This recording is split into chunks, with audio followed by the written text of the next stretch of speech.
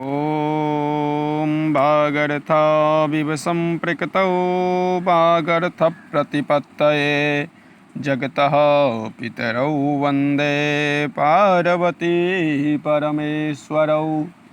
बच्चों, मैं गोपाल ठाकुर, सहायक प्राध्यापक व्याकरण, लक्ष्मी नारायण रामेश्वर संस्कृत महाविद्यालय जयदेव पट्टी से आप लोगों के सामने ऑनलाइन कक्षा के माध्यम से पुनः उपस्थित हो गया हूँ।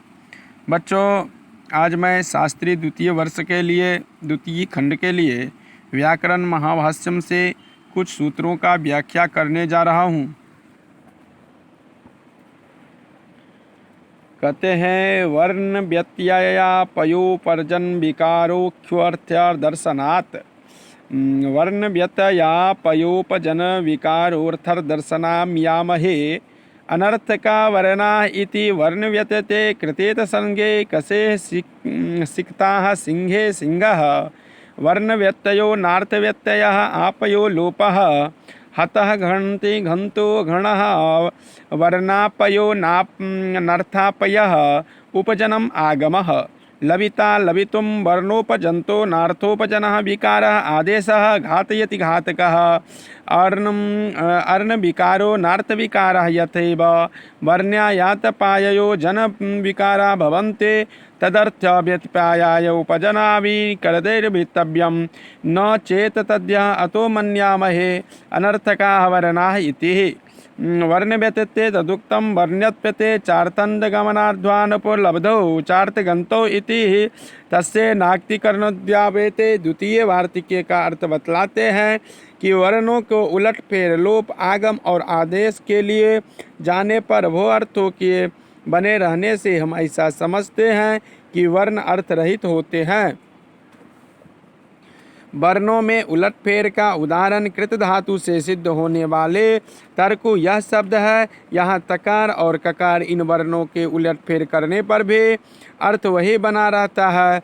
वैसे ही कस धातु से सिद्ध सकता है यह शब्द है, और सिंह धातु से सिद्ध सिंह यह शब्द है। इन सभी उदाहरणों में केवल वर्णों का उलटफेर होता है, अर्थ का उलटफेर नहीं होता है।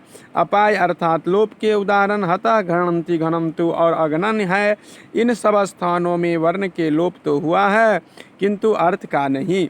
उपजन अर्थात आगम के उदाहरण ललिविता और ललिवितुम है। इन स्थानों में ऊपर से इकार का आगम तो होता है किंतु अतिरिक्त कोई अर्थ नहीं आता है।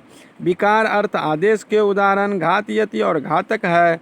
इनमें नकार के स्थान में तकार रूप आदेश हो जाता है किंतु इसमें अर्थ विकृत नहीं होता है।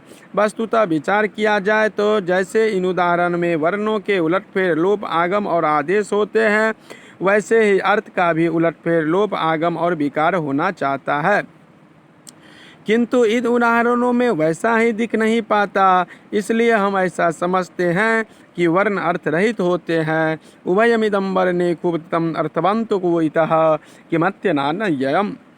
अब यहाँ तटस्थ यह पूछता है कि वर्णों के विषय में दोनों पक्ष कहे जा चुके हैं, उनमें अर्थ है और उनमें अर्थ नहीं है। इन दोनों में न्याय संगत कौन सा पक्ष है?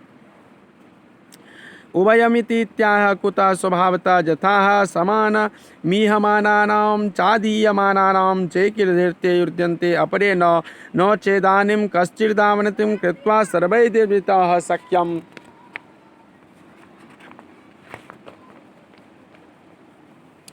भवितुं कश्चिदानन् इति कृत्वा सवरति तत्र किमस्यामीति शक्यं कर्तुं यदुतु प्रातिपदिका प्रत्यानिपिताः एकवर्णा अर्थवन्तो तेनेकर्थना इति स्वाभाविकमिति तद।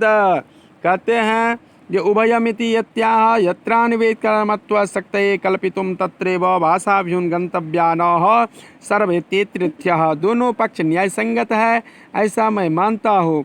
यह कैसे संभव है? तो वर्णों के स्वभाव से ही। उदाहरणार्थ लोक में केवल एक ही काम के साधन ही की इच्छा रखने वालों अथवा एक ही ग्रंथ पढ़ने वालों में कुछ ही जन अर्थ द्रव्य अथवा प्रतिपाद्य विषय प्राप्त करते हैं, इतर लोग नहीं प्राप्त करते हैं। कहते हैं इस अर्थोपार्जन करने में कोई अर्थवान है इसलिए सभी अर्थवान हो यह संभव नहीं है, अथवा कोई अर्थ रहित है इसलिए सबका अर्थ रहित होना भी शक्य नहीं है। कुछ वर्ण अर्थवान है और कुछ अनर्थक है। इनमें कौन कौन से अर्थवान है और कौन कौन से अनर्थक है, इस विषय में हम क्या कर सकते हैं कि धातु, प्रत्यय, प्रातिपदिक और निपात जो एकाक्षरी है वे अर्थयुक्त होते हैं और इनमें से भिन्न अनर्थक होते हैं, यह तो स्वाभाविक ही है।